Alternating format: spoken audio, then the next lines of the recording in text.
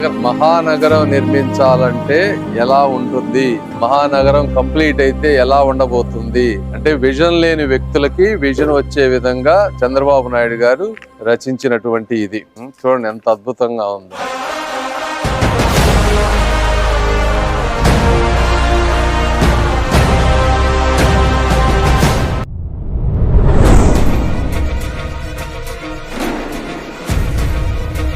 రోజు పొద్దునుంచి అమరావతి ప్రాంతం, రాజధాని ప్రాంతంలో పర్యటిస్తా ఉన్నాం. ఈ పర్యటించిన ఉద్దేశం ఏంటంటే ప్రజలకు వాస్తవాలు తెలియజేయాలి. ఈ ప్రాంతంలో దాదాపుగా 139 సంస్థలు చంద్రబాబు నాయుడు గారు తీసుకొస్తే వాటన్నిటికీ జీవోల రూపంలో ల్యాండ్స్ అలాట్ చేస్తే వాటిని మొత్తాన్ని క్యాన్సిల్ చేశారు. అవి వచ్చింటే 10 లక్షల ఉద్యోగాలు వచ్చాయి.